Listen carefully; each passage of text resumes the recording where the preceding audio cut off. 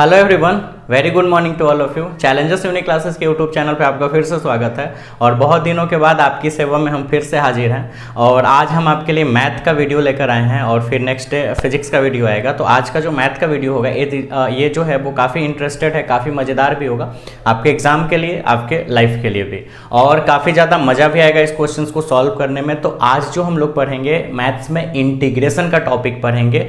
तो इंटीग्रेशन क्या होता है, उसके क्वेश्चंस को कैसे सॉल्व करते हैं। एनसीईआरटी बुक में आपको इंटीग्रेशन का टोटल 11 चैप्टर मिलेगा और फिर एक मिसलेनियस यानी टोटल 12 चैप्टर, और फिर इंटीग्रेशन से ही रिलेटेड उसका एप्लीकेशंस मिलेगा। जैसे आपने डिफरेंशिएशन में एप्लीकेशन पढ़ा था, हालांकि जब हमने डिफरेंशिएशन पढ़ा तो उसका एप्लीकेशन जब मैंने स्टार्ट किया था तो उसका पहला चैप्टर जो था वो आपने पढ़ा था, उसको मैंने पढ़ा दिया था। Second chapter increasing and decreasing का आया था, जिसको मैंने लगभग हाफ तक पढ़ा दिया था, लेकिन उसके बाद उसको छोड़ दिए थे क्योंकि नए सिलेबस के अकॉर्डिंग, जैसा कि सीबीएसई क्या किया है कि बहुत सारे आपके सिलेबस में जितने भी टॉपिक थे या जितने भी चैप्टर्स थे, उस चैप्टर में से कुछ टॉपिक को कुछ चैप्टर को काट दिया गया है कोविड-19 यानी कोरोना वायरस के कारण, क्योंकि कोरोना वायरस के कारण क्लास बंद रही है, जिसके कारण से कुछ टॉपिक को हटा दिया गया है। तो उम्मीद है, अभी तक बिहार बोर्ड अनाउंस नहीं किया है, लेकिन जो सीबीएसई करेगा उम्मीद है उसी टाइप का कुछ बिहार बोर्ड भी करने वाला है।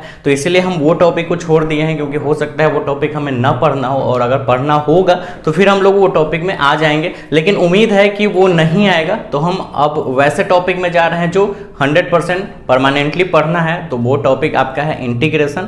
फिजिक्स में भी आपका फर्स्ट बुक स्टार्ट हो जाएगा, क्योंकि सेकंड बुक ऑलरेडी हमने पढ़ा दिया आपको जहां तक पढ़ाना था, क्योंकि इसमें भी वो टॉपिक कटेगा, तो इसीलिए वो हम आपका फर्स्ट बुक में इंटर करेंगे। और मैथ्स के सेकंड बुक में हम लोग इंटर करें। मैथ्स के फर्स्ट बुक में जो इस साल पढ़ना था, कोविड-19 के कारण टॉपिक हटाने के बाद जो बचा है वो ऑलरेडी फर्स्ट बुक का हम लोग पढ़ चुके हैं, और बाकी सेकेंड बुक में जो टॉपिक बचा हुआ है वो आज से स्टार्ट करेंगे। तो आज से इंटीग्रेशन स्टार्ट करेंगे। एक बात याद रखना, इंटीग्रेशन बहुत सारे बच्चों को काफ़ी हार्ड लगता है, नो डाउट हार्ड है। इंटीग्रेशन हार्ड टॉपिक है, डिफरेंशिएशन से भी हार्ड टॉपिक है। इंटीग्रेशन काफ़ी ज़्यादा हार्ड है, डिफरेंशिएशन से काफ़ी ज़्यादा हार्ड इंटीग्रेशन है, लेकिन आप level by level, step by step, एक एक करके सारा टॉपिक पढ़ोगे, आपको किसी तरह का दिक्कत नहीं होगा। फर्स्ट चैप्टर तो आप बिना किसी दिक्कत के बना लोगे, सेकंड, थर्ड या उसके आगे जो चैप्टर होंगे उसमें कुछ दिक्कत हो सकते हैं। तो चलो स्टार्ट करते हैं, कैसे कैसे कौन सा टॉपिक को हम लोग को सॉल्व करना है। तो टाइम को बर्बाद ना करते हुए जल्दी से टॉपिक पे हम लोग चलते हैं। चलिए, तो अब हम लोग इंटीग्रेशन को समझते हैं। इंटीग्रेशन, आज का जो टॉपिक आपको मैथ्स में पढ़ना है वो इंटीग्रेशन पढ़ना है। यहाँ पे लिखा हुआ है इंटीग्रेशन, जिसको हिंदी में समाकलन बोलते हैं। इंटीग्रेशन हिंदी में समाकलन। पढ़ने से पहले एक बात आप थोड़ा सा ध्यान में रखिएगा, इंग्लिश जो मेरा वीडियो है वो दोनों मीडियम का बच्चा देख रहा है, इंग्लिश मीडियम और हिंदी मीडियम दोनों का बच्चा। लेकिन इंग्लिश वाले के लिए तो कोई दिक्कत नहीं है, इंग्लिश में ही टॉपिक होगा, लेकिन हिंदी वालों के लिए थोड़ा दिक्कत हो सकता है, लेकिन आपको मैनेज करना होगा, क्योंकि इंटीग्रेशंस के ज़्यादातर जो टॉपिक और जो नेम होंगे वो हम आपको इंग्लिश में ही बताएंगे। क्योंकि अगर जितने भी बढ़िया बुक हैं, अच्छे बुक्स हैं, जैसे कि आर एस अग्रवाल हो गए, केसी सिन्हा हो गए, या फिर बहुत सारे और भी आर डी शर्मा के बुक हो गए, हिंदी में भी अवेलेबल होते हैं उसके बुक, लेकिन इंग्लिश वाले बुक्स ज़्यादा बेटर होते हैं। ज़्यादातर हम लोग इंटीग्रेशन का ही नाम लेते हैं, या फिर हम इंटरमीडिएट के बाद अगर ग्रेजुएशन करते हैं, तो ग्रेजुएशन में अगर हमने मैथ ऑनर्स लिया, मैथ से अगर हम लोग या साइंस के किसी भी सेक्शन से अगर हम लोग जा रहे हैं और मैथ में अगर इंटर किए हैं या कोई भी साइंस के सब्जेक्ट में, तो वहाँ हिंदी नहीं मिलेगा, वहाँ इंग्लिश ही मिलेगा। तो इसलिए इंग्लिश के वर्ड को आपको थोड़ा सा पकड़ बना के रखना है, क्योंकि अगर एग्जाम में अगर क्वेश्चन आता भी है तो इंग्लिश और हिंदी दोनों में क्वेश्चन वहाँ पर लिखा हुआ होता है, तो किसी तरह का कोई दिक्कत नहीं होगा। ऊपर से आगे चल के इंजीनियरिंग वगैरह भी अगर आप करोगे तो हिंदी मिलेगा नहीं, तो ये सब आपका बाउंस चला जाएगा, यानी कि आपको क्वेश्चंस आते हुए रहेगा, उसका सॉल्यूशन आपको पता होगा, लेकिन क्वेश्चन से आपको समझ में नहीं आएगा कि वो एक्चुअल में क्या कह रहा है। तो इसलिए इसमें हम ज़्यादातर वर्ड स्पेलिंग वर्ड्स वगैरह जो होंगे, जितने भी इंटीग्रेशन में जो वर्ड्स आएंगे वो हम आपको इंग्लिश में ही बताएंगे। थोड़ा बहुत हिंदी जहाँ तक यूज कर पाएंगे, जहाँ तक पॉसिबल है, बाकी हम इंग्लिश ही यूज करेंगे। तो ये चीज़ आप ध्यान में रखिएगा। सबसे पहले आप समझ लीजिए इंटीग्रेशन यानी समाकलन। एक्चुअल में इंटीग्रेशन है क्या है, हालांकि हमने यहाँ पे डिफिनीशन लिखा है, ठीक है। चलो एक बार पढ़ लेते हैं, फिर आपको इसका मतलब समझाते हैं। An integral assigns numbers to function in a way that can describe displacement, area, volume and another concept. कहने का मतलब ये है कि इंटीग्रेशंस क्या है एक्चुअल में, ठीक है। इंटीग्रेशंस किसी फंक्शन के लिए बना हुआ है। किस टाइप के फंक्शंस के लिए? तो किसी भी फंक्शन के लिए। फंक्शन आपको पता है, फंक्शन मतलब आपने बहुत सारा f x, F Y, function of x, function of y, एक इक्वेशन, सिंपल वे में आप समझ सकते हैं, एक इक्वेशंस, एक समीकरण तैयार हो जाता है, ठीक है। किसी भी एक वेरिएबल का, वन वेरिएबल का इक्वेशन तैयार होता है। वन वेरिएबल कहने का मतलब जैसे 3x² + 5x + 6, इसमें x ही है सिर्फ। ऐसे अगर ये मान लो 2x + 5y लिख देते हैं तो यहाँ पे दो वेरिएबल, वेरिएबल कहने का मतलब क्या? परिवर्तनशील। जैसे 2 मैंने लिखा तो 2 एक कांस्टेंट है, 2 मतलब 2 रुपया आपके पास है मतलब 2 रुपया है। लेकिन अगर हम आपके पास बोलते कि आपके पास x रुपया है तो आई डोंट नो, कोई भी नहीं बता सकता है कि आपके पास डेफिनिट परमानेंट रूप में कितना रुपया है। 1 रुपया कहने का मतलब 1 रुपया भी हो सकता है, 2 रुपया भी हो सकता है, 3 रुपया भी हो सकता है। लेकिन अगर हम बोल दे 2 रुपया ही है आपके पास तो 2 ही रुपया है। लेकिन x रुपया बोल दे, y रुपया बोल दे तो x y का कुछ भी वैल्यू हो सकता है। तो x y ये सब वेरिएबल नंबर है, ठीक है, चर राशि जिसको बोलते हैं, यानी कि इसमें वैल्यू जो है वो फिक्स नहीं है, ठीक है। ये बात हमेशा आप याद रखिएगा। तो 3x² + 5x + 6 जो है ये वन वेरिएबल यानी एक चर वाला राशि है, वन वेरिएबल, ठीक है। यानी अरे यार सॉरी, मेरा भांजा आ गया था, गेट खुला था। तो चलो देखते हैं। मैंने क्या बताया कि अगर ये क्वेश्चंस में वन वेरिएबल ही है, ठीक है, और भी बड़ा इक्वेशन हो सकता है, ये तो क्वाड्रेटिक इक्वेशन और भी बड़ा बड़ा इक्वेशन हो सकता है तो ये एक्स का इक्वेशन, फंक्शन ऑफ एक्स, ऊपर से ये वन वेरिएबल है मतलब एक चर राशि है इसके पास। ये जो है फंक्शन, ये इसमें दो वेरिएबल है। तो यहाँ पे हम लोग जितना भी बात करेंगे वो वन वेरिएबल के लिए बात करेंगे, यानी जितने भी फंक्शन कैलकुलस के सेक्शन में हम लोग जितने भी फंक्शंस का बात करेंगे वो सारा फंक्शन वन वेरिएबल होगा। यानी उसमें या तो x हो तो सिर्फ x ही हो, y नहीं हो, y हो तो सिर्फ y ही हो, x नहीं हो, z हो तो सिर्फ z ही हो, अनदर कुछ नहीं हो। तो हम लोग वन वेरिएबल फंक्शंस का बात कर रहे हैं, यानी एक चर वाले फलन का बात कर रहे हैं, ठीक है। आपने थोड़ा सा ध्यान दो, जब हम आपको डिफरेंशिएशन में एप्लीकेशन पढ़ा रहे थे, एक्सरसाइज 6.1, जहां पे एरिया, वॉल्यूम ये सब का नाम आया था, तो वहां पे आप देखते थे रेडियस दिया हुआ होता था, हाइट दिया हुआ होता था, पेरीमीटर, एरिया, वॉल्यूम ये सब दिया हुआ होता था, और हम लोग क्वेश्चंस को सॉल्व करते थे। तो आप सारे क्वेश्चंस को अगर आर के रिस्पेक्ट में डिफरेंशिएशन करना होता था तो फंक्शन को आप सब फंक्शंस के पूरे टर्म को आप आर के रूप में चेंज करने का कोशिश करते थे। अगर h के रूप में डिफरेंशिएशन करना है तो उस पूरे फंक्शन को h के रूप में पहले चेंज करते थे, तभी तो h के रूप में डिफरेंशिएट हो पाएगा। अगर हम h के रूप में डिफरेंशिएट कर रहे हैं और क्वेश्चंस में h दिखे ही नहीं फंक्शन में, इसका मतलब वो सारा वैल्यू कांस्टेंट, डिफरेंशिएशन 0 चला जाता था। तो इसीलिए हम क्या करते थे, एक फॉर्म में बदलते थे। अगर r के रिस्पेक्ट में डिफरेंशिएशन करना है तो हम क्या करते थे, सारे टर्म को r में बदलते थे, इस रूप में बदल लेते थे, कांस्टेंट को छोड़ के बाकी को r में बदलते थे कि अगर हम डिफरेंशिएशन निकाले तो उसका वैल्यू 0 ना आए। इसीलिए यानी वन वेरिएबल में हमको करना होता है, कैलकुलस के सेक्शन में हमको फंक्शन को वन वेरिएबल ही करना होता है। अगर है तो ठीक है, नहीं है तो आप उपाय लगा, कुछ ना कुछ क्वेश्चंस में दिया होगा कि उसके बेस पर आप क्वेश्चंस को वन वेरिएबल बना लोगे। वन वेरिएबल मतलब सिर्फ एक चर राशि होना चाहिए उसमें, वन वेरिएबल क्वांटिटीज यानी एक्स वाई जेड में से कोई एक, या और भी कोई एक्स वाई जेड डब्ल्यू जो भी हो, कोई एक होना चाहिए। तो यहां तक समझ गए। तो function of X, F Y, function of y, F X मतलब function of X, F Y मतलब function of y, F Z मतलब फंक्शन ऑफ जेड, जो भी लिखा हुआ एफ ए तो फंक्शन ऑफ ए जो भी है। हाँ, लेकिन ये जितना भी फंक्शन है वो कैलकुलस के सेक्शन में वन वेरिएबल होना चाहिए, ठीक है। तो वन वेरिएबल फंक्शंस के लिए उस वन वेरिएबल फंक्शन हो गया, मान लो हम एरिया लिखें, ठीक है। सपोज एरिया क्या होता है, मान लो हम किसका एरिया ले लेते हैं, स्फेयर का, गोला का, ठीक है। तो गोला का एरिया यानी क्षेत्रफल स्फेयर का एरिया क्या हो जाएगा, 4πr², ठीक है, 4πr²। अब इस 4πr² में 4 और पाई तो कांस्टेंट है, आ रहा r², r का वैल्यू तो कुछ भी हो सकता है, तो डिपेंड करता है इतना बड़ा गोला है, इतना बड़ा गोला है, इतना बड़ा गोला है, वो एक त्रिज्या है, रेडियस से कुछ भी हो सकता है उसका। तो r जो है वहां पे वेरिएबल है, और वन वेरिएबल है क्योंकि इसमें पूरे सेक्शन में सिर्फ r ही है, ठीक है। अच्छा, किसी का फॉर्मूला हो जाए 4 pi R square H, 4 pi R square H, तो 4 पाई तो कांस्टेंट है, आर स्क्वायर एच, आर भी वेरिएबल, एच भी वेरिएबल, आर का भी वैल्यू फिक्स नहीं, एच का भी वैल्यू फिक्स है, वो तो अलग अलग हो सकता है, हाइट अलग हो सकता है, रेडियस अलग हो सकता है। तब हम ऐसे क्वेश्चंस को सॉल्व करने के लिए क्वेश्चन में कुछ ना कुछ कंडीशन होता था, शर्त दिया हुआ होता था कि हम सारे आर स्क्वायर एच में या तो हम एच को भी आर में बदल दें, आर स्क्वायर तो आर में है ही, एच को भी आर में बदल दे, या फिर आर स्क्वायर को ही एच में बदल दे। मतलब ऐसा करें कि या तो ये दोनों एच में हो जाए या दोनों आर में हो जाए, वो क्वेश्चंस पे डिपेंड करता था। ऐसा हम लोग करते थे। ये सेक्शंस आपको कंप्लीट है, ये आपको समझ में आता है, ठीक है। तो आप कोई भी ऑब्जेक्ट ले लो, उस ऑब्जेक्ट का कोई ना कोई तो शेप रहा होगा पक्का। आप एक बोतल ले लो, बोतल का कुछ ना कुछ शेप रहा होगा, ग्लास ले लो, थाली ले लो, कुछ भी दुनिया का कोई भी ऑब्जेक्ट ले लो, आप अपना बॉडी ले लो, मोबाइल ले लो, लैपटॉप ले लो, टीवी ले लो, हर एक चीज का एक शेप है, एक आकृति है उसका, है ना, उसका एक शेप है, यानी कि आकृति है, वो किसी न किसी आकृति में है, या तो वो गोले आकृति में है, या वो त्रिभुजाकार है ट्रायंगुलर फॉर्म में, या फिर आयताकार है रेक्टेंगुलर फॉर्म में, या फिर वर्गाकार है स्क्वायर फॉर्म में, किसी न किसी चीज में वो हो सकता है। और अगर वो स्क्वायर, रेक्टेंगल या किसी भी चीज के फॉर्म में है, मेंसुरेशन आपने पढ़ा था क्षेत्रमिति, तो उसका आप क्षेत्रफल निकाल सकते हो यानी एरिया, आप उसका आयतन निकाल सकते हो यानी वॉल्यूम, ठीक है ना, आप पेरीमीटर निकाल सकते हो यानी परिमिति, ऐसे ऐसे बहुत सारे उसके चीज को आप निकाल सकते हो।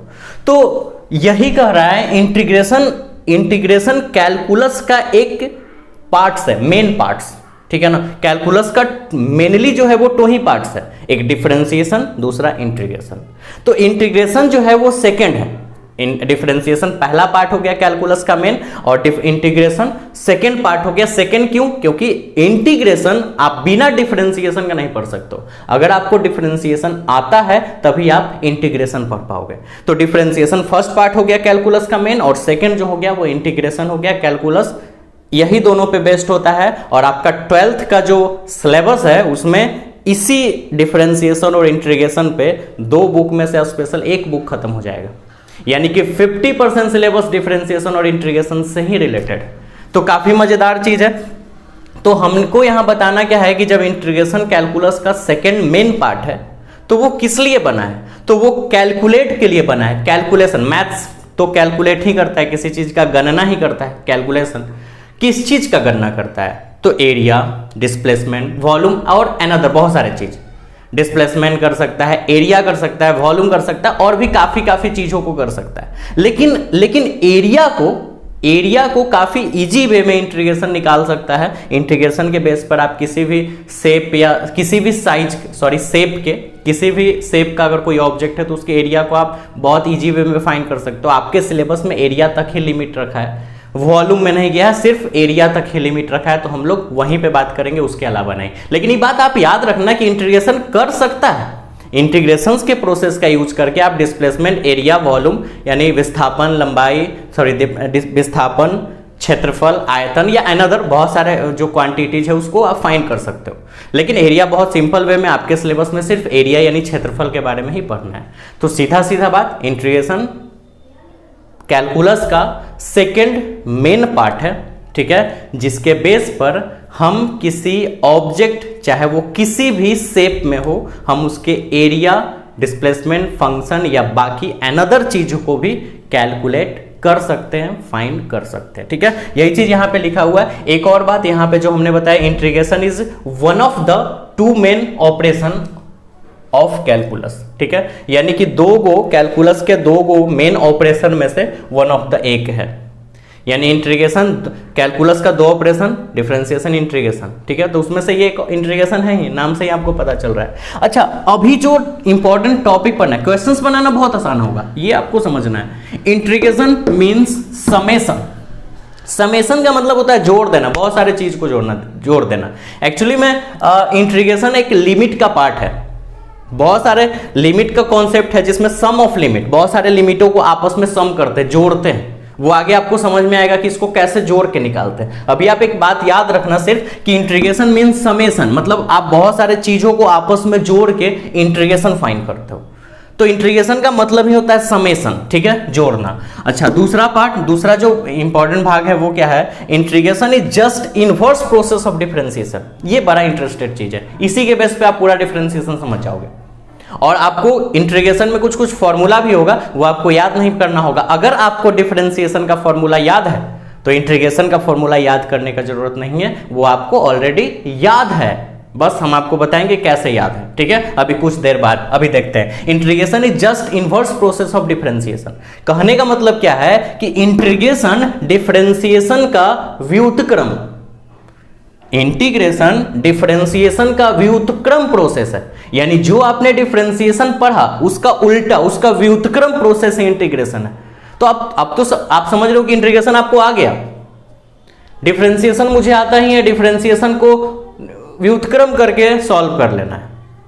यानी एक फंक्शन का जो डिफरेंशिएशन करते थे उसके व्युत्क्रम कर देना है, उसका इन्वर्स कर देना है, जो रिजल्ट आएगा वो आपका इंटीग्रेशन होगा। हाँ, अब ये कैसे होगा, ये प्रोसेस ही तो मुझे 11 चैप्टर में पढ़ना है। टोटल आपका 11 जो चैप्टर दिया हुआ है, ठीक है। तो ये सब हम लोग पढ़ेंगे। ये याद रखना है कि इंटीग्रेशन जो होता है वो डिफरेंशिएशन का इन्वर्स प्रोसेस होता है। इन्वर्स प्रोसेस कैसे होता है वो फॉर्मूला पे हम लोग समझेंगे, ये बात आप याद रखना, ठीक है। और अब हमने बोला था कि ज्यादातर हम इंग्लिश में वर्ड यूज करेंगे, तो ये चीज आपको ध्यान में रखना है। 4 आपकी एनसीईआरटी बुक या फिर जितने भी साइड बुक बने सारे बुक्स में ये 4 नाम आपको दिखेंगे। और आप बहुत सारे बच्चा 80% बच्चा ये बात में कंफ्यूजन होता है कि एक्चुअली में इंटीग्रेशन का जब चैप्टर पढ़ रहे थे ये एक ही तरह से रिलेटेड आपका वर्ड आता है, एक जैसा ही लगता है, लेकिन थोड़ा थोड़ा उसका मीनिंग तो बहुत बदल जाता है, लेकिन उसका जो प्रोनाउंसिएशन है वो भी चेंज हो जाता है। देखो जैसे ये इंटीग्रैंड, इंटीग्रेशन से related, integrand, integrator, integration, integral, देखो सब इंटीग्रे तक तो वही है, इंटीग्रे तक तो वही है, इंटीग्रे, इंटीग्रे, इंटीग्रे, इंटीग्रे, बाद में एनडी लगा, ओआर लगा, ओएन लगा, एल लगा, बस थोड़ा सा ही अंतर है। ये क्या है ये आपको समझना है, हमने नीचे ऐसे लिखा है। इंटीग्रैंड का मतलब होता है वो फंक्शन, ध्यान से समझना, इंटीग्रैंड का मतलब वो फंक्शन जिसको हम इंटीग्रेट करते हैं। इंटीग्रेट मतलब समाकलन निकालते हैं, शॉर्ट में आप समझ जाओगे। जैसे एक साइन एक्स क्वेश्चन दे दिया गया, साइन एक्स, आप इसका इंटीग्रेशन निकालो, तो जिसका आप इंटीग्रेशन निकाल रहे हो वो इंटीग्रैंड है, मतलब साइन एक्स इंटीग्रैंड है। क्वेश्चन है x square plus 5x plus 6, x square plus 5x plus 6, तो ये फंक्शन का वैल्यू है, fx का वैल्यू। तो आप इसका आपको क्वेश्चन दे कि इसका आप इंटीग्रेशन निकालो, तो यही इंटीग्रैंड है। जिस क्वेश्चंस का इंटीग्रेशन निकालना होता है उस क्वेश्चंस को इंटीग्रैंड बोला जाता है। यानी हम शॉर्ट में उसको fx लिख सकते हैं, fy लिख सकते हैं, fz लिख सकते हैं। तो इंटीग्रैंड मतलब जिसका हम लोग इंटीग्रेशन निकालें, ठीक है। अब देखिए इंटीग्रेटर, अगला है इंटीग्रेटर, हमने नीचे लिखा है इंस्ट्रूमेंट। वैसा इंस्ट्रूमेंट जिसके द्वारा हम फंक्शन को इंटीग्रेट कर सके। इंटीग्रेट मतलब इंटीग्रेशन निकाल सके।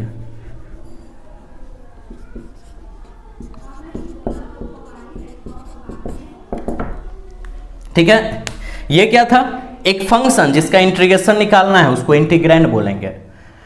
हमको उस फंक्शन का इंटीग्रेशन निकालने के लिए एक डिवाइस चाहिए। ऐसे तो हम लोग नॉर्मली कलम कॉपी यूज करके निकाल लेंगे, लेकिन मान लो आप कैलकुलेटर यूज कर रहे हो या कोई भी इंस्ट्रूमेंट, दुनिया का कोई भी आप इंस्ट्रूमेंट जिसके जरिए आप पेन से ही निकाल रहे हो, ठीक है, या कैलकुलेटर से निकाल रहे हो, तो जिस चीज के मदद से आप इंटीग्रेशन निकाल रहे हो फंक्शन का उसको इंटीग्रेटर कहा जाता है, इंटीग्रेटर, ठीक है। अच्छा, अगला इंटीग्रेशन वैसा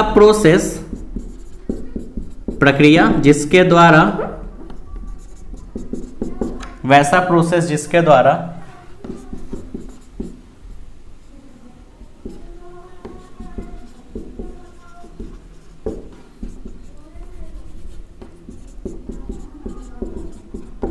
ये लिखा है मैंने, वैसा प्रोसेस जिसके द्वारा एफ एक्स, मतलब फंक्शन का इंटीग्रल, यहां है इंटीग्रल, इंटीग्रल क्या है वो बताते हैं अभी, इंटीग्रल प्राप्त करें।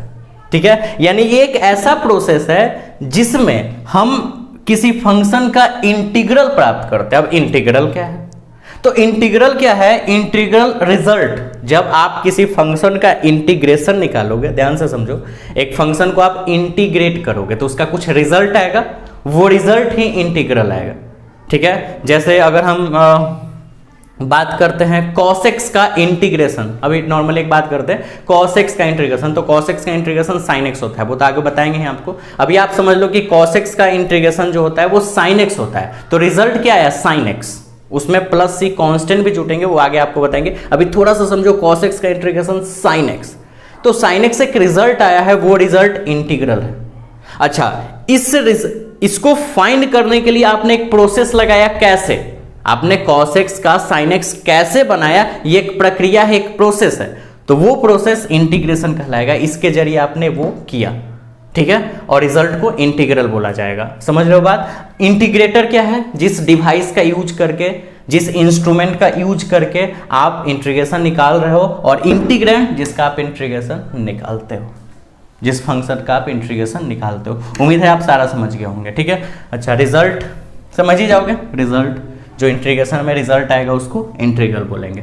ठीक है, तो एक काम करो, इसका स्क्रीनशॉट ले लो जल्दी से। ठीक है, और ये सारा आपको उतारना है, और उसके बाद फिर हम लोग इसके आगे के सेक्शंस को लेके चलते हैं। अब चलिए वीडियो को आगे बढ़ाते हैं। अब आपको ये समझना है सिंबल, ठीक है, सिंबल ऑफ इंटीग्रेशन। ठीक है, और लोगो भी पढ़ते हैं, तो सबसे पहले लोगो अगर जान जाए,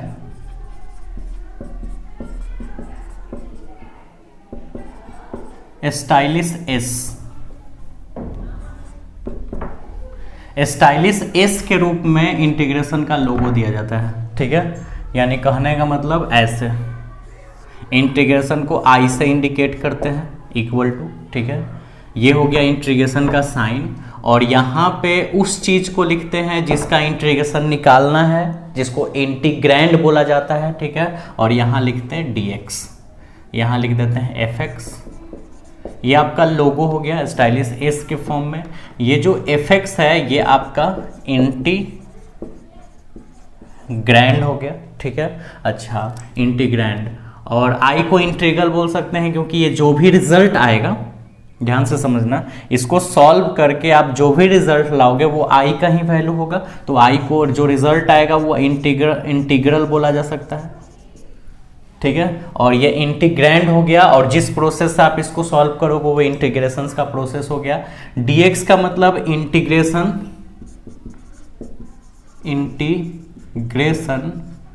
विथ रिस्पेक्ट टू x, यानी dx है मतलब आप x के रिस्पेक्ट में इसको इंटीग्रेट कर रहे हो, जैसे कि आप डिफरेंशिएट करते थे। dy है मतलब y के रूप में आप इसको y के रिस्पेक्ट में आप इसको इंटीग्रेट कर रहे हो, ये समझ गए। तो ये एक सिंबल फॉर्म है। अब हमको फॉर्मूला पढ़ना है। फॉर्मूला आपको बहुत ईजी वे में याद हो जाएगा, आपको कुछ ज़्यादा नहीं समझना है। ठीक है, सबसे पहले आपको याद होगा डिफरेंशिएशन का एक फॉर्मूला, x के पावर n का अगर डिफरेंशिएशन निकालना होता था तो हम लोग पावर को आगे और फिर पावर में से एक घटा देते थे। यहाँ पे कुछ अनदर करना है, अगर आपको इंटीग्रेशन निकालना है x के पावर n इंटू dx का, ठीक है, तो इसका हम लोग क्या करेंगे, इसके पावर में एक घटाएंगे नहीं बल्कि एक जोड़ेंगे। ठीक है, वहां पे घटाते थे ना, यहाँ जोड़ेंगे और अपॉन वही चीज लिख देंगे जो पावर में लिखा है हमने, यानी n+1 नीचे। जैसे कि अगर यहाँ 5 होता है x के पावर 5 तो लिखते हैं x के पावर 5+1 बटा में 5+1। ठीक है, और प्लस c, हम सारे में c या k कुछ एक कांस्टेंट जोड़ना है। हम इस कॉन्सेप्ट को भी तुरंत ही पढ़ाएंगे कि कांस्टेंट क्यों जोड़ना होता है, c क्यों जोड़ना होता है, लेकिन आगे बताएंगे। अभी आप ये समझो कि c जोड़ा जा रहा है, फॉर्मूला बताने के बाद हम ये मतलब बताएंगे। ठीक है, दूसरा, अगर आपको dx का इंटीग्रेशन निकालना है, dx का, ठीक है, तो सिर्फ x प्लस c, ये फॉर्मूला आपको एक दो फॉर्मूला याद रखना होगा, बाकी याद हो जाएगा। तीसरा, अब देखो कैसे याद होगा। जैसे e के पावर x का डिफरेंशिएशन, e के पावर x का डिफरेंशिएशन e के पावर x ही होता था, उसी तरह e के पावर x का इंटीग्रेशन, e के पावर x आई तो dx तो लगेगा ही सब में, dx और सिंबल तो सब में लगेगा, ठीक है। तो e के power x into D x का इंटीग्रेशन भी e के पावर x ही हो जाएगा, प्लस c में कांस्टेंट जोड़ेंगे। कांस्टेंट क्यों जोड़ेंगे, हम सारा चीज समझाएंगे। अच्छा, जैसे e के पावर x का डिफरेंशिएशन भी है, इंटीग्रेशन भी। अच्छा, अब देखो, अब समझ में आएगा। हम आपको बताया था कि डिफरेंशिएशन का इन्वर्स प्रोसेस है इंटीग्रेशन, वो सिद्ध भी करेंगे। जैसे आपने देखा था कि log x का डिफरेंशिएशन, ध्यान से समझना, log x का डिफरेंशिएशन 1/x होता था। log x का डिफरेंशिएशन 1/x, ठीक है। Differentiation of log x equal to 1/x। Differentiation of log x with respect to x equal to 1/x। अच्छा, इसका इंटीग्रेशन क्या होगा, देखो कैसे कैसे बनाते हैं। देखो उल्टा प्रोसेस है, हम dx को उधर ले जाते हैं तो d log x इधर ही रह जाएगा, 1/x। dx को उधर ले जाओ तो dx उधर जाके मल्टीप्लाई। जिस तरह से इक्वल के इधर से उधर जाने पे प्लस माइनस हो जाता है, माइनस प्लस हो जाता है, मल्टीप्लाई डिवाइड हो जाता है, डिवाइड मल्टीप्लाई, उसी तरह डिफरेंशिएशन इंटीग्रेशन हो जाता है, ठीक है, क्योंकि इन्वर्स प्रोसेस है ही। तो log x बराबर इस डिफरेंशिएशन को अगर इधर ले आएंगे तो इधर d न बन के इधर सिंबल बन जाएगा इंटीग्रेशन का, और बन जाएगा 1/x इंटू डी एक्स। देखो सीधा उल्टा हो गया, इसमें और इसमें कंपैरिजन करो। log x का डिफरेंशिएशन 1/x, इसको थोड़ा पलट के लिख देते हैं, 1/x इंटू डी एक्स बराबर log x। अब कंपैरिजन समझो, दोनों में तुलना करो।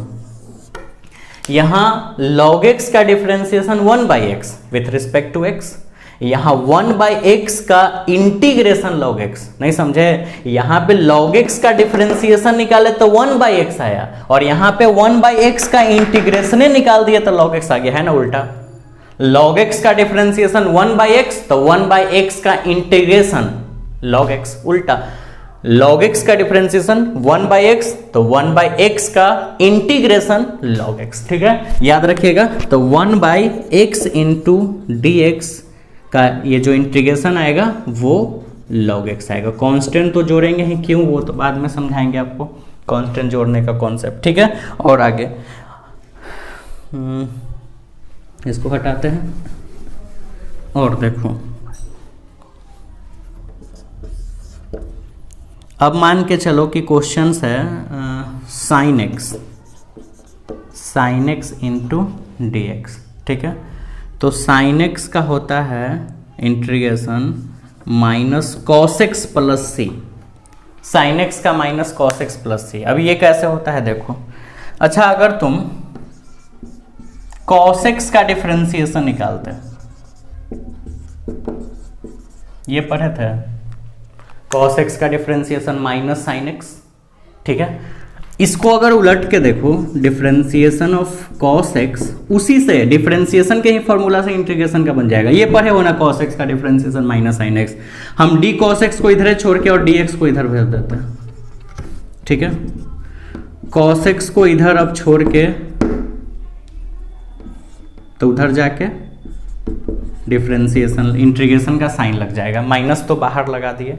इस माइनस को इधर भी वापस ला सकते हैं, माइनस cos x बराबर sin x into D x. अब पलट के लिख देते हैं, sin x into D x बराबर माइनस cos x। देखो तो आ गया, sin x into D x बराबर माइनस cos x। सी क्यों जोड़ रहे हैं वो तो बाद में बताएंगे।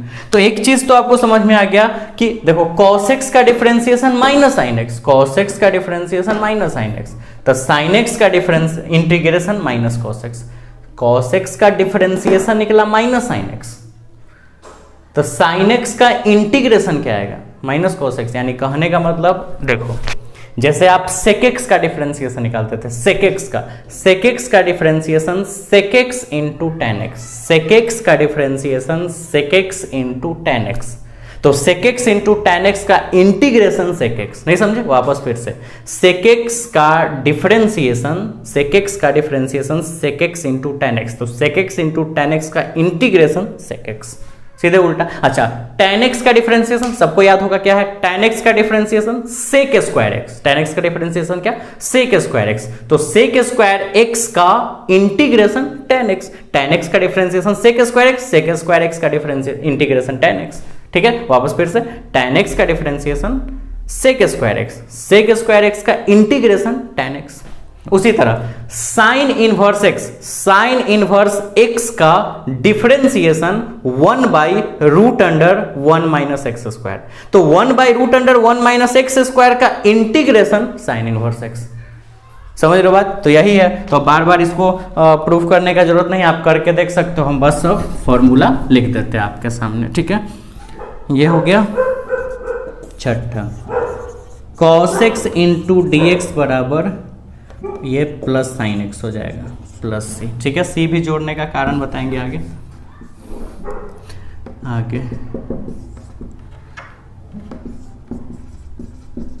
tan x into D x का sec स्क्वायर एक्स, ठीक है। सॉरी गलती हो गया ना, sec स्क्वायर एक्स का इंटीग्रेशन tan x, क्योंकि tan x का डिफरेंशिएशन होता है, ठीक है। 8 फॉर्मूला याद रखना होगा, एग्जाम में फॉर्मूला भी आ जाएगा। sec x into tan x का इंटीग्रेशन sec x, क्यों सब में सी जोड़ेंगे, क्योंकि sec x का डिफरेंशिएशन होता है sec x into tan x, तो sec x into tan x का इंटीग्रेशन हो गया sec x, tan x का डिफरेंशिएशन होता है sec स्क्वायर x, तो sec स्क्वायर x का इंटीग्रेशन हो गया tan x। 8 9 नंबर, ठीक है। 9 नंबर में क्या है, हाँ, अगर रहे cosec स्क्वायर x तो हो जाएगा माइनस cot x प्लस सी, क्योंकि cot x का डिफरेंशिएशन होता है माइनस cosec स्क्वायर x, तो cosec स्क्वायर x का इंटीग्रेशन हो गया माइनस cot x, ठीक है। चेक कर सकते हो, जैसे हमने अभी चेक करके बताया, देखो चेक कर देते हैं। cot x जिसका डिफरेंशिएशन पढ़े थे ना माइनस cosec स्क्वायर x, ठीक है। तो d और cot x इधर छोड़ दो और dx को भेज दो उधर, ठीक है। फिर d को भी इधर से हटा दो तो इधर बन जाएगा इंटीग्रेशन, माइनस को इन्हें लगा दो, तो cosec square x into D x का इंटीग्रेशन हो गया माइनस cot x, c लगा दो, ठीक है। c क्यों लगेगा वो बताएंगे ही। अच्छा, उसके बाद cosec x into cot x का माइनस cosec x प्लस से, ठीक है। ये सब क्योंकि cosec x का होता था minus cosec x into cot x, तो उसी तरह cosec इंटू cot का हो गया माइनस cosec, ठीक है। फिर 11 नंबर, साइन इनवर्स x का होता था 1 by root under 1 minus x square, तो इसका इंटीग्रेशन हो गया साइन इनवर्स x। अच्छा, यही चीज रहे, लेकिन अगर इसको हम cos के रूप में लिखना चाहे तो माइनस, क्योंकि दोनों का तो सेम ही होता था, खाली याद है एगो का 1 by root under 1 minus x square होता था, एगो का minus 1 by root under 1 minus x square होता था। तो माइनस एन लगाओ या एन लगाया उधरे जाता है, क्योंकि वो रिजल्ट आता है ना। तो हमेशा जैसे कि कैसे हम लोग क्वेश्चंस को, जैसे 2x माइनस 4x बराबर 6 माइनस 2, तो माइनस 2x बराबर 4, तो माइनस x बराबर, ऐसा आता है ना क्वेश्चंस, या तो एक काम करते हैं 3x करते हैं, तो माइनस x बराबर 4, तो x बराबर माइनस 4, हमेशा माइनस को उस साइड राइट साइड में भेज देते हैं, ठीक है। तो यही चीज़ है, माइनस को हमेशा इधर न रख के राइट साइड में भेजा जाता है, तो माइनस इधर। तो same formula 1 by root under 1 minus x square x square का इंटीग्रेशन निकालना हो तो इसका साइन इनवर्स एक्स भी होता है या माइनस कॉस इनवर्स एक्स भी हो सकता है, डिपेंड करता है कि क्वेश्चंस में क्या करना है, ठीक है। तो ये हो गया, आगे चलते हैं। डिफरेंशिएशन है integration 1 by 1 plus x square. अब सोचो किसका है, tan इनवर्स एक्स का ना, क्योंकि tan का डिफरेंशिएशन इतना होता है तो इतना का इंटीग्रेशन tan इनवर्स एक्स, ठीक है। अच्छा, किसी तरह इसमें एडजस्ट करते हैं। 13, 14 नंबर क्या है कि अगर यही क्वेश्चन हो लेकिन हम इसको tan में ना लिख के cot में लिखना चाहे तो माइनस लग जाएगा, ठीक है, क्योंकि tan और cot का दोनों का डिफरेंशिएशन सेम होता है, खाली एक में प्लस होता है, एक में माइनस, आपको याद है सारा। इसीलिए बिना डिफरेंशिएशन का इंटीग्रेशन समझ में नहीं आएगा। आगे 1/x root under x square minus 1 into D x, तो ये किसका हो जाएगा? सेक इनवर्स x का, क्योंकि सेक इनवर्स x का डिफरेंशिएशन इतना होता है तो इंटीग्रेशन उलट गया। एंड लास्ट 16 कि अगर यही चीज यही क्वेश्चन हो लेकिन हमको सेक में ना लिख के कॉसेक में लिखने का मन है तो माइनस लग जाएगा। तो ये इतना फॉर्मूला, ऐसे हर एक चैप्टर बाय चैप्टर अलग अलग फॉर्मूला आते जाएगा क्योंकि इंटीग्रेशन हार्ड है, लेकिन आपको इतना फॉर्मूला याद रखना होगा। याद करना बहुत आसान है, आप बस डिफरेंशिएशन का फॉर्मूला याद रखो। फॉर्मूला याद रखने का तरीका क्या है?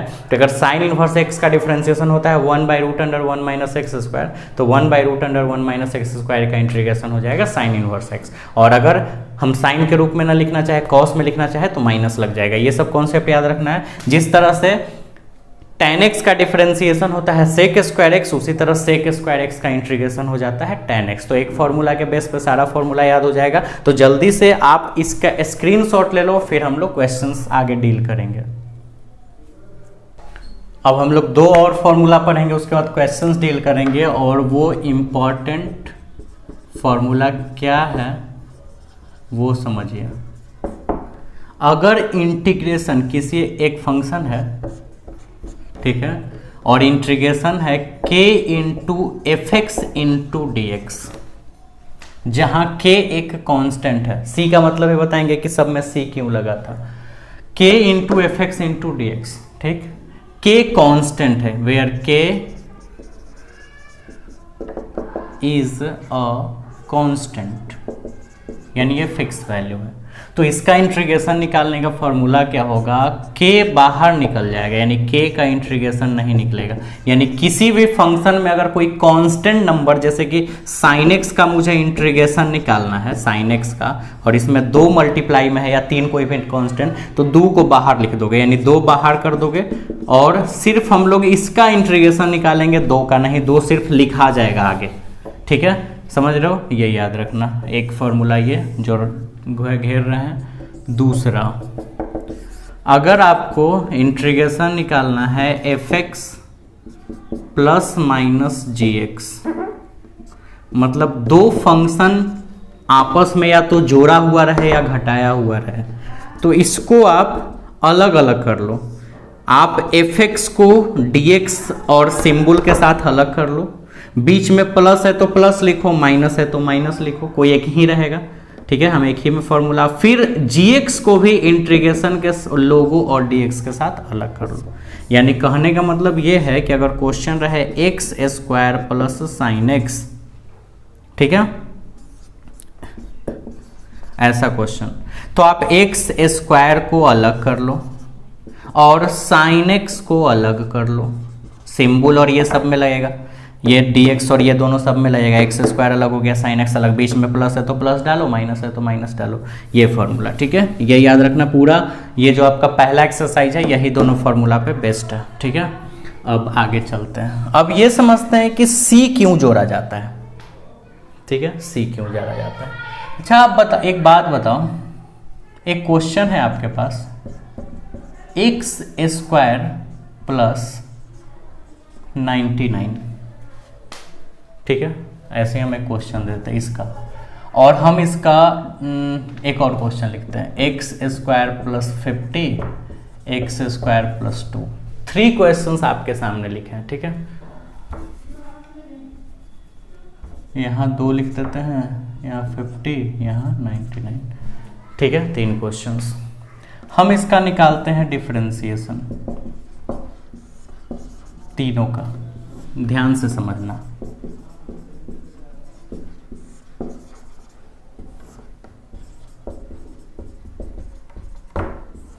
हम तीनों का डिफरेंशिएशन निकालते हैं, डिफरेंशिएशन नॉट इंटीग्रेशन, ठीक है, क्योंकि डिफरेंशिएशन के बेस पे इंटीग्रेशन समझ में आएगा।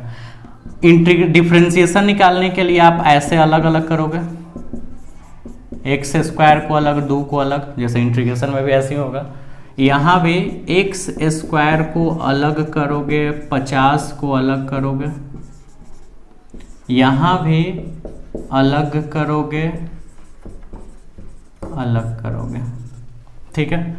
अलग करने से फायदा क्या होगा, ये 2x प्लस 0 हो जाएगा,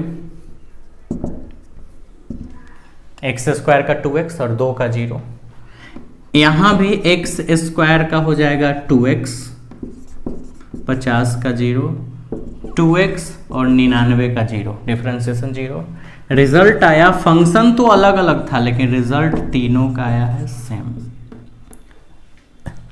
इंटीग्रेशन उल्टा प्रोसेस है। उल्टा प्रोसेस कहने का मतलब डिफरेंशिएशन जो रिजल्ट लाएगा, यानी डिफरेंशिएशन इसको तोड़ के यहां तक ला दिया, अब इसको हमको वापस अगर ये बनाना है तो इंटीग्रेशन का यूज करते हैं। समझ रहे हो बात? वापस फिर से डिफरेंशिएशन किसी फंक्शन को ब्रेक करके एक वैल्यू दिया, उस वैल्यू को वापस अगर फंक्शन में बदलना है तो वो इंटीग्रेशन कर देगा, ठीक है। कैसे करेगा वो देखो। कुल मिला के आप ये समझे कि x square plus 2, x square plus 2 का डिफरेंशिएशन कितना है, 2x। ध्यान से समझना, एक्स स्क्वायर प्लस 2 का डिफरेंशिएशन है 2x, ठीक। करो, हम अगर इसको ऐसे करें, इसको इधर ही छोड़ के और dx को इधर ले जाए तो 2x इंटू डी एक्स, ठीक है।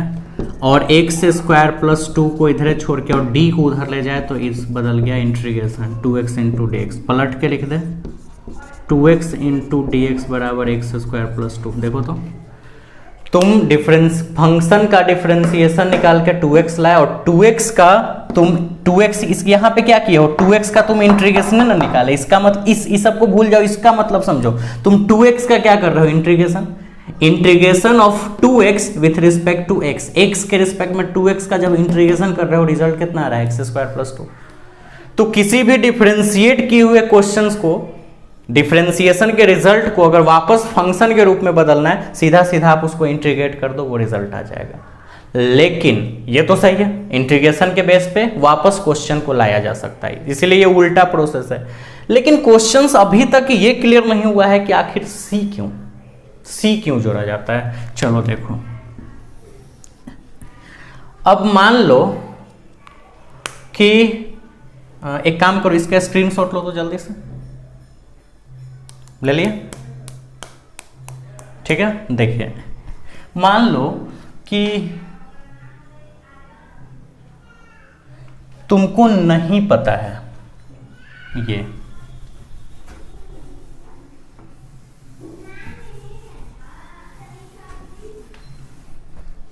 नहीं पता है, सिर्फ लिखल है 2x और बोलेगा कि इसका इंटीग्रेशन निकाल के दिखाओ। ध्यान से समझो, सिर्फ लिखा हुआ है क्या चीज, 2x, ठीक है, और कह क्या रहा है कि इसका इंटीग्रेशन निकाल के दिखाओ, ठीक।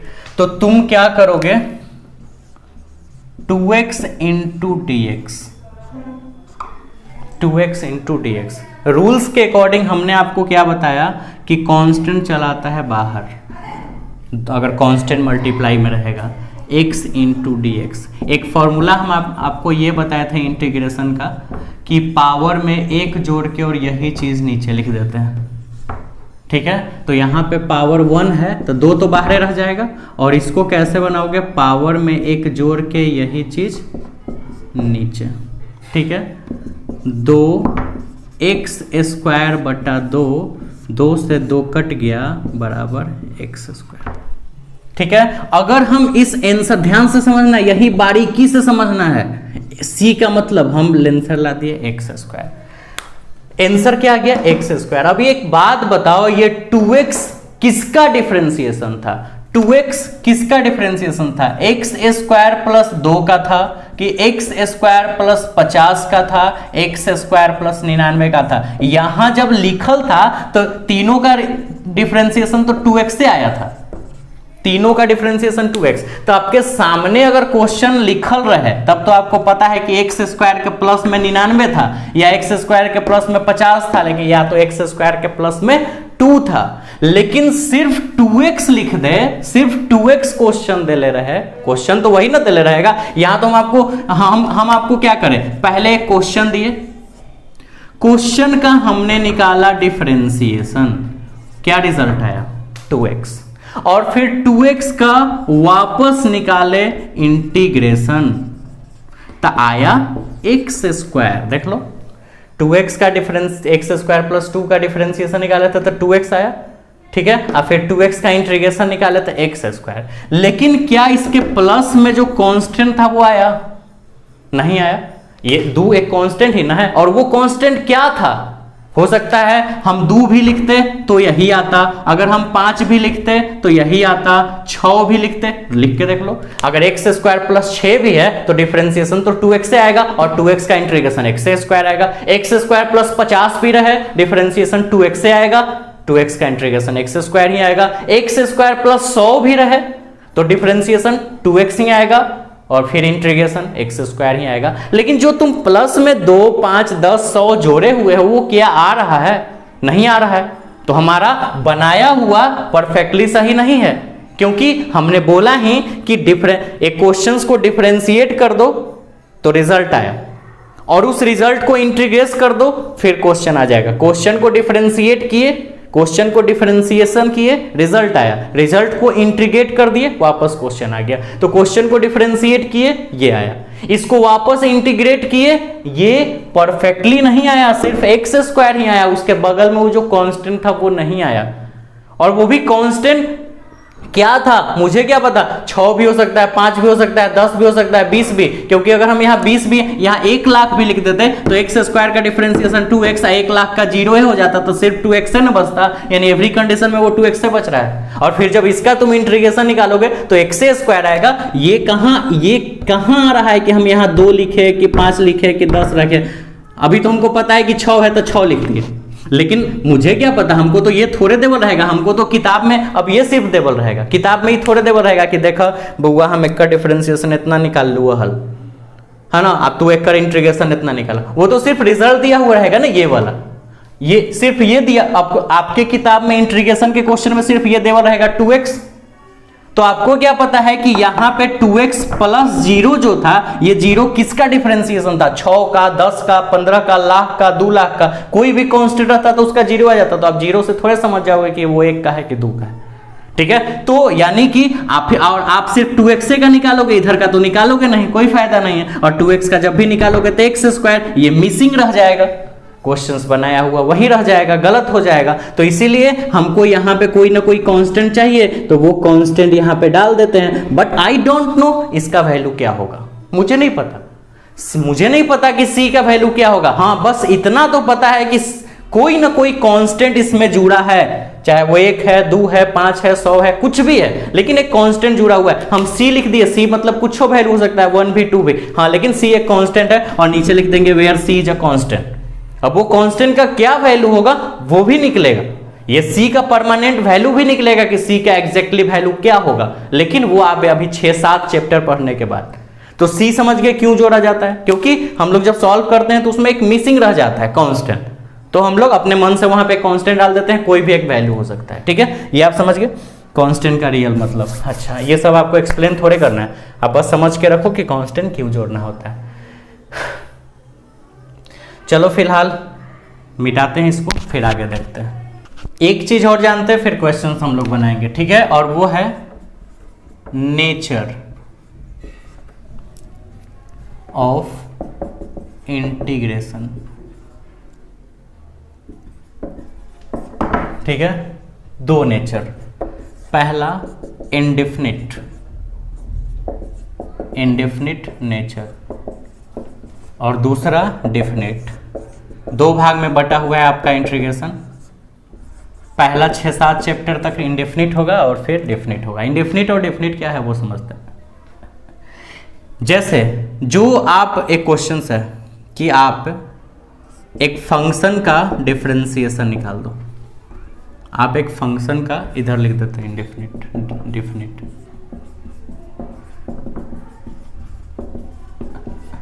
ठीक है, तो आप इसका इंटीग्रेशन कुछ ना कुछ रिजल्ट निकालोगे, कुछ भी रिजल्ट आएगा, आई डोंट नो क्या आएगा, वो रिजल्ट आएगा और उसके साथ में आप क्या जोड़ोगे, सी। यानी कि जो आपने ये आंसर दिया, यू डोंट नो, आपको नहीं पता है कि इसका एग्जैक्ट वैल्यू क्या होगा, क्योंकि ये तो पता है लेकिन प्लस में सी, तो सी 2 4 5 कितना नहीं पता। तो ये जो है वो फिक्स नहीं है, निश्चित आंसर नहीं है, ये अनिश्चित है, अनिश्चित। तो इसीलिए ऐसे वाले इंटीग्रेशन को इनडिफिनिट नेचर यानी अनिश्चित प्रकृति का आप समाकलन यानी इंटीग्रेशन बोल सकते हैं, अनिश्चित प्रकृति का समाकलन। ठीक है, अनिश्चित प्रकृति का। और ये निश्चित क्या होता है वो देखते हैं। जैसे एक फंक्शन दे दे,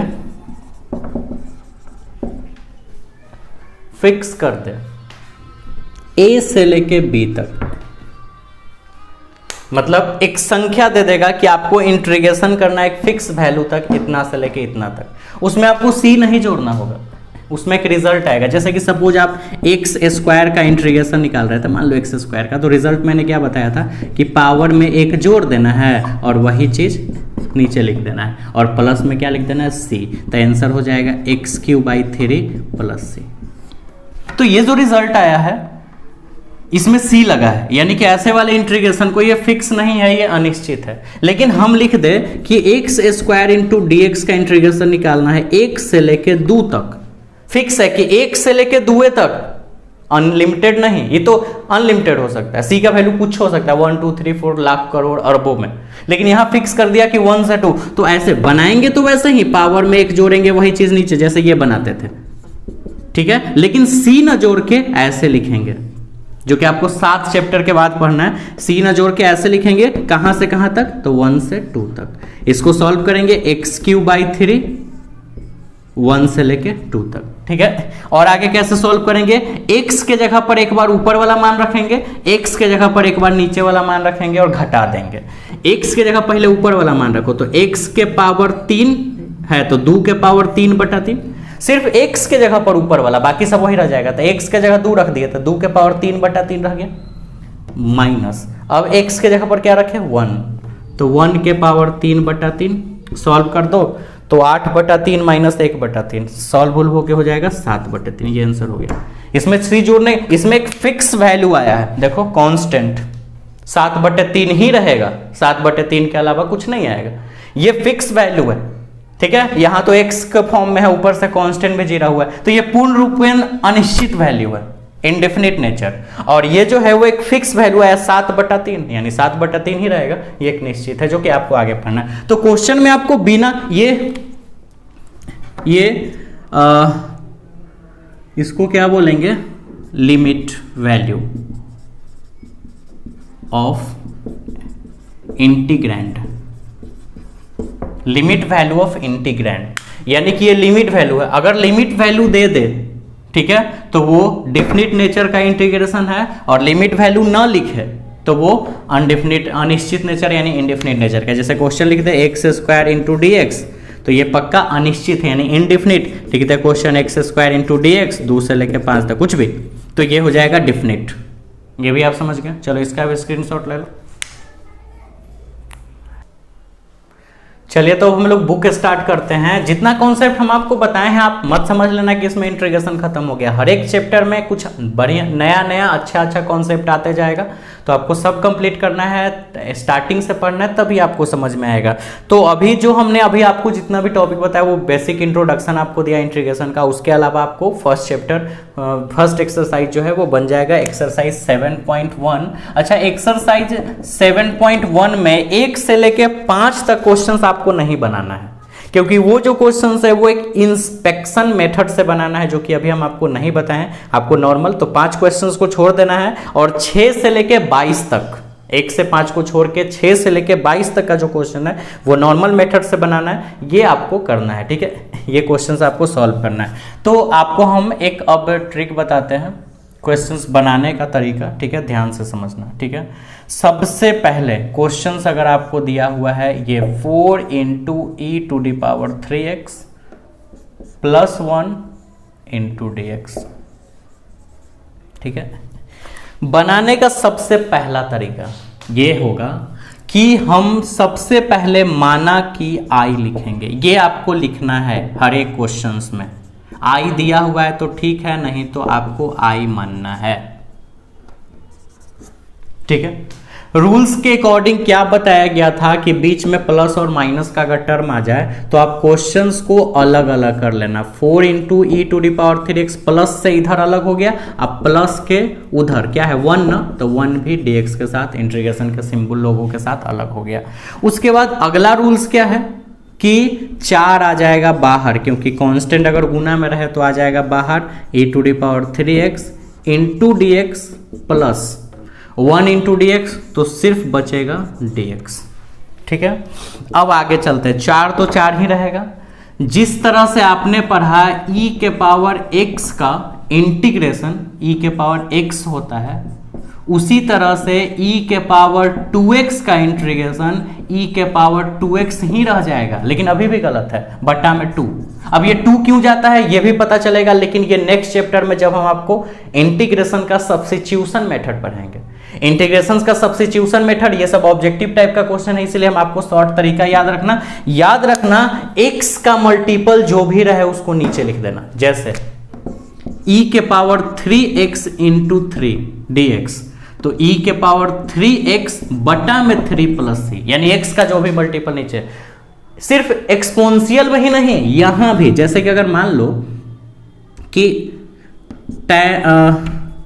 सपोज मान लेते हैं cos x का इंटीग्रेशन अगर sin x + c होता है, अगर क्वेश्चन रहे cos 2x ×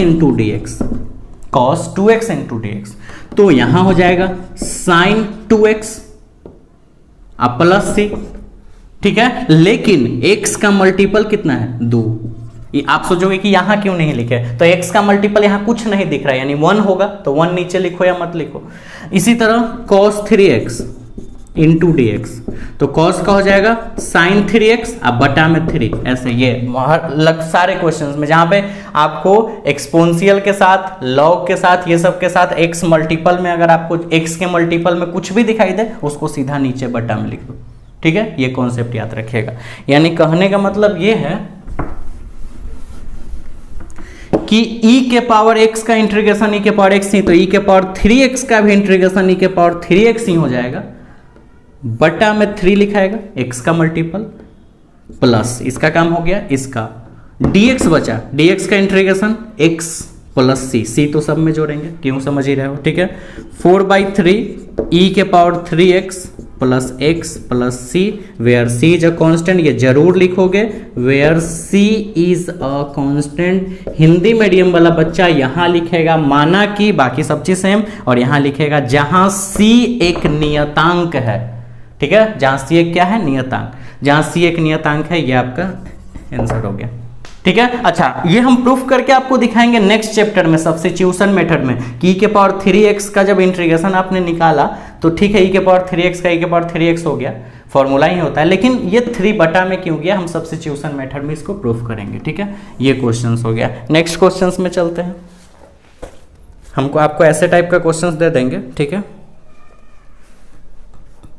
जैसे आपके पास अगर क्वेश्चंस रहे कौन सा, थोड़ा भारी भारी क्वेश्चंस देख के बनाते हैं, 8 नंबर, ठीक है। ये क्वेश्चन से suppose ax² + bx + c × dx, ठीक है। सबसे पहला जो आपका काम है वो क्या है, late i = ax² + bx + c × dx, ठीक है। आप पहले ये मान लो तो फिर आपको समझ में आ जाएगा। अच्छा, सबसे पहले तो हमको अलग अलग करना होगा, प्लस माइनस दिखे अलग अलग कर दो, ठीक है। ax² अलग कर दिए, ठीक है, प्लस bx अलग कर दिए, dx और सिंबल तो सब में लगेगा, ठीक है। फिर लोगो देंगे, c भी अलग कर दिए, dx तो लगेगा ही।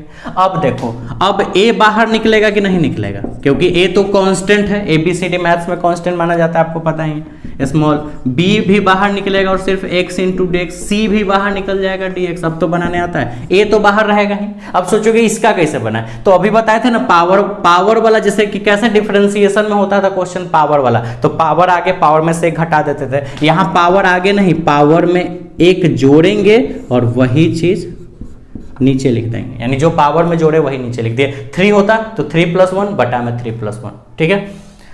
b रह जाएगा या ऐसे ही, यहां भी कुछ ना कुछ तो पावर में है ही, 1 होगा ना, तो इसके भी पावर में एक जुटेगा और यही चीज नीचे। यानी क्वेश्चंस में वहां पावर जुटेंगे जहां x हो, x के पावर 5, 10, 20 कुछ भी रहे, तो उसमें एक जोड़ के वही चीज नीचे लिख दो। लेकिन यहां c तो बाहर रहेगा ही, dx का इंटीग्रेशन x पहले ही बताया, और प्लस c, बड़ा c दे देना क्योंकि यहाँ छोटा c है, या k भी लिख सकते हो, a भी, जो ची मन तो ची यहाँ लिख दो, लिख देना, लेकिन वहां नीचे लिख देना कि वो नियतांक है, अपना नाम में लिख दो प्लस अपना फलना, ठीक है ना, जहां फलना एक नियतांक है, ठीक है, कुछ भी लिख सकते हो, कोई दिक्कत नहीं है। तो ये हो जाएगा पूरा सॉल्व कर लेते हैं, ax³ 3 bx² 2 cx + c, और ये लाइन आपको लिखना जरूरी है, where c is a constant, नहीं तो नंबर कटेगा, जहां c एक नियतांक है, ठीक है। यह स्क्रीनशॉट ले लो। अब ये समझो कि क्वेश्चंस में हम क्या कर रहे हैं, चाहे कोई भी क्वेश्चंस हो, क्वेश्चंस में हम यही कर रहे हैं कि क्वेश्चंस को देख के हम पार्ट बाय पार्ट अलग करते रहे, बस और कुछ नहीं। अलग करो और सब बनते चला जाएगा। बहुत आसान है फर्स्ट चैप्टर। जैसे हम आपको तुरंत ही आगे का क्वेश्चंस बनाते हैं यहाँ पे मिटा के, देखो जैसे हम यहाँ पे मिटा दिए और क्वेश्चन बीच का छोड़े थे 7, ठीक है। अब देखो क्या करोगे तुम, 9 नहीं बताएंगे, 7 देखो पहले। अच्छा, अलग तो इसको भी करना है, तो अलग इसको तो कर दोगे, क्या है कि बीच में प्लस और माइनस रहता है तो अलग कर देते हैं, लेकिन अलग तब करोगे ना जब x² हटेगा, क्योंकि ये दोनों अलग कर दोगे, ये गुना में है, तो उससे पहले सॉल्व करोगे। तुम सॉल्व करके, जैसे ये आराम से अलग हो सकता है, लेकिन ये ब्रैकेट, जब तक कि ब्रैकेट वाले भाई जी को नहीं हटाया जाए, क्योंकि इसके बाहर भी x² है, तो उसके लिए आपको क्या करना होगा, पहले सॉल्व कर लेना होगा। सॉल्व करना बहुत आसान है ना, x² को गुना कर दो अंदर, तो यहां हो जाएगा x² में 1 से गुना होगा x², और x² से इसमें भी गुना होगा, x² गुने 1/x²। देखो कट गया। अब बताओ तो ये नॉर्मल फॉर्म बन गया कि नहीं। बस यही करना है, पूरे क्वेश्चंस को देख के आपको ऐसा बना देना है कि हम आराम से क्वेश्चंस को अलग अलग कर सकते हैं। 1 को अलग कर लिए, x² को अलग कर लिए। अब तो बच्चा को आता है कि पावर में एक जोड़ दो, यही चीज नीचे माइनस, ये तो dx बचा, dx का हो जाता है x + c, ठीक है। यानी x³ 3 - x + c where c is a, यानी इस पूरे एक्सरसाइज में यही आपको करना है, ठीक है। टेक स्क्रीनशॉट ले लिए और क्वेश्चंस देखो, सब समझ में आ जाएगा। बस उसके बाद हम छोड़ देंगे, सारा आप बनाओगे। जैसे क्वेश्चन दे दे 10 नंबर, √x² - x का होल स्क्वायर इंटू dx। अब इसको अलग करना है। अलग तो कर देते, √x को अलग, इसको अलग, लेकिन अलग तब करते ना जब ये 2 पावर नहीं रहता, ये रहता तो अलग कर ही देते, लेकिन ये है तो क्या करें, पहले तोड़ लो, जो कह रहा है वो कर दो। स्क्वायर कह रहा है ना, तो स्क्वायर पर तोड़ दो। फॉर्मूला a - b का होल स्क्वायर ना पता है, a² - 2ab + b², क्या, ठीक है। तो a² तो √x का स्क्वायर, -2ab तो 2ab प्लस b² तो 1/√x का स्क्वायर। इंटीग्रेशन का साइन लगेगा ब्रैकेट ना, क्योंकि लास्ट में dx लिखना होगा, ठीक है। अब देखो √x का स्क्वायर सिर्फ x,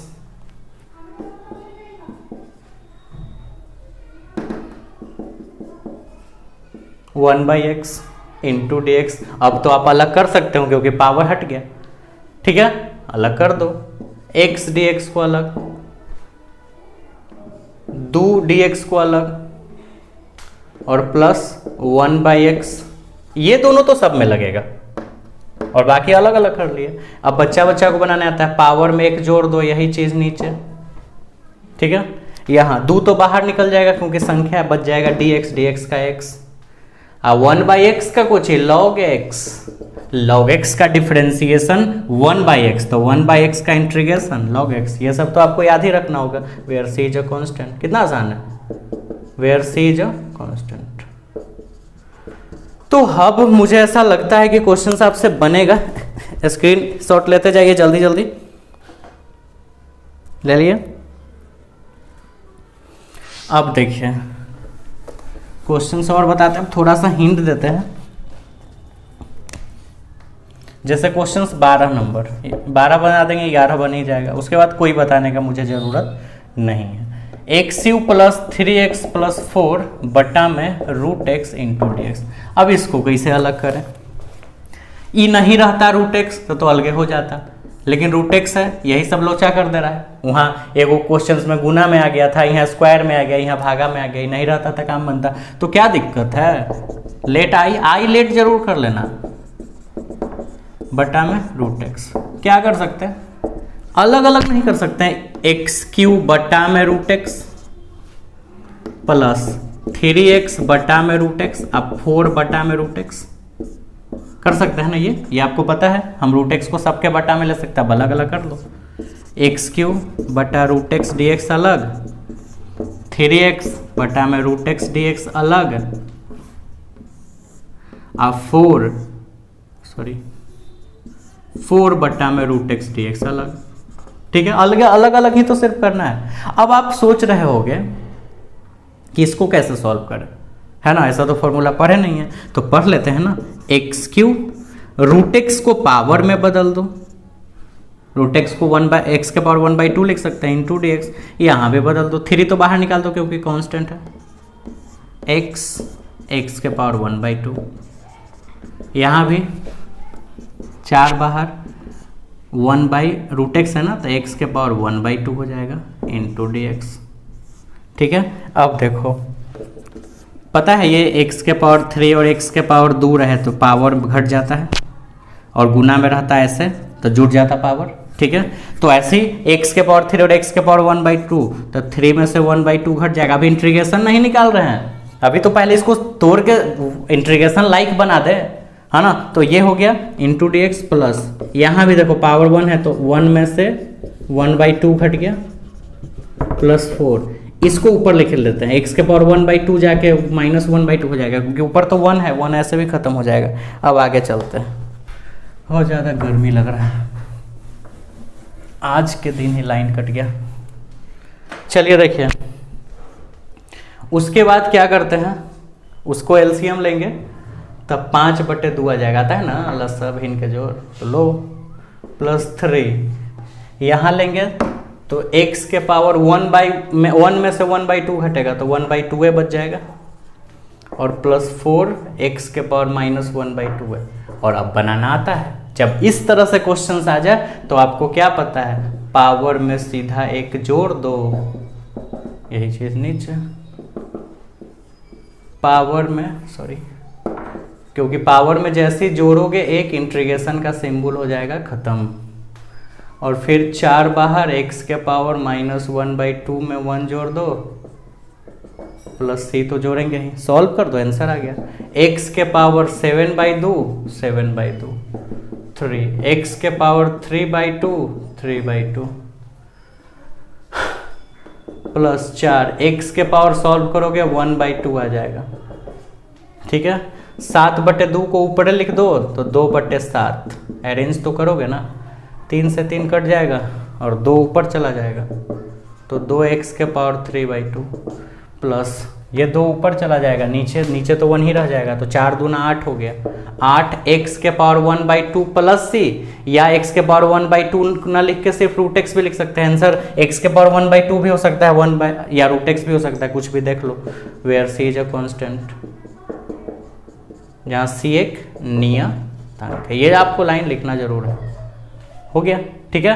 तो अब हम आपको क्वेश्चंस नहीं बताएंगे, सारा क्वेश्चंस आपको सॉल्व करना है, फॉर्मूला आपके सामने है। आपको जो डाउट हो क्वेश्चंस आप फिर दोबारा पूछे। उम्मीद है कि 22 नंबर क्वेश्चंस आपसे नहीं बनेगा, लेकिन 6 से लेके 21 तक का सारा क्वेश्चंस बनेगा। फिर 1 से 5 तक अगले में बताएंगे, और फिर एक्सरसाइज का भी क्वेश्चंस अगर आपसे पॉसिबल हो बनना तो आप जरूर बना लीजिए, ठीक है। सॉरी, एग्जाम्पल का, एक्सरसाइज का तो बनेगा ही, एग्जाम्पल का।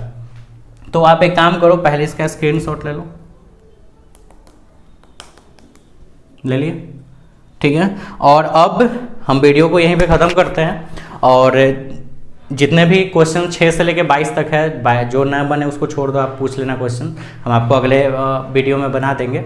लेकिन जितना भी क्वेश्चंस आपसे बनता है वो जरूर बनाएं, और ये जो क्वेश्चंस हमने आपको बता दिया है ऑलरेडी, ये क्वेश्चंस आपको अपने से खुद से बनाना है और बनाकर मुझे व्हाट्सअप करना है सारा क्वेश्चंस, और जो बना दिया है वो भी, और जो नहीं बना है वो भी क्वेश्चन सारा बना के आप मुझे व्हाट्सअप पे कीजिए जल्दी, क्योंकि फिर से अगर व्हाट्सअप पे ज़्यादा आंसर नहीं आया बच्चे लोग का तो फिर से हम वीडियो बनाना छोड़ देंगे, और अगर इस बार वीडियो बनाना छोड़े तो परमानेंटली रूप में वीडियो बनाना छोड़ देंगे, चाहे कोई कितना भी बोले, वीडियो फिर नहीं बनाएंगे। तो ये फाइनल डिसीजन हम आपको अपना बता रहे हैं कि आपसे होमवर्क हर एक बच्चा का आना चाहिए व्हाट्सएप नंबर पे, और उसी दिन एग्जैक्ट, अगर आज वीडियो डाला जा रहा है तो आज ही के दिन 12 बजे रात से पहले तक आपका होमवर्क बन के मेरे पास आ जाना चाहिए, ठीक है। किसी भी हाल में, एनी हाउ एनी सिचुएशंस। आप कैसे करोगे आई डोंट नो, मुझे नहीं पता, आपको बस कंप्लीट करना है। तो जल्दी से ये सारा टॉपिक कंप्लीट कीजिए। कोई भी डाउट हो मुझे मेरे व्हाट्सअप नंबर पे या मुझे पर्सनल नंबर पे मुझे फ़ोन करें, मैसेज करें, नंबर आपके डिस्प्ले पे शो कर रहा है, ठीक है। और फिर इसी तरह हंसते रहिए, मुस्कुराते रहिए, अपना प्यार बरसाते रहिए। नीचे वाले लाइक बटन को ज़रूर दबा दीजिए, ठीक है। नया सेक्शन है, बहुत सारे बच्चा भी ऐसे भी होंगे जिनको ये वीडियो प्रोवाइड नहीं हो पा रहा होगा, सिर्फ मेरे ही बच्चों को मिल रहे हैं। तो अगर आपके कोई दोस्त है, करीबी है, आप उनको भी अपना इस वीडियो को फॉरवर्ड करना चाहते हैं, बेसिकली आप इस वीडियो को फॉरवर्ड करो बिना किसी हेजिटेशंस के। वीडियो फॉरवर्ड कीजिए किसी ग्रुप में, किसी अनदर ग्रुप में, किसी अपने दोस्त के पास। इससे उसको भी फायदा हो जाएगा जो इस लॉकडाउन में अपना पढ़ाई डिस्टर्ब कर चुका है, नहीं पढ़ पा रहा है, और मुझे भी कुछ फायदा हो जाएगा क्योंकि मेरा व्यूअर्स बढ़ जाएगा। तो जितना से जितना हो सके वीडियो को शेयर कीजिए, वीडियो को लाइक कीजिए, अपना कमेंट अपने कमेंट बॉक्स में डालिए कि आपको ये वीडियो कैसा लगा, और फिर हम लोग मिलते हैं नेक्स्ट वीडियो में। तब तक अपना ख्याल रखिए। अगर सब्सक्राइब नहीं किया तो सब्सक्राइब बटन जरूर से दबा दीजिए, रेड वाला। Bye bye, take care.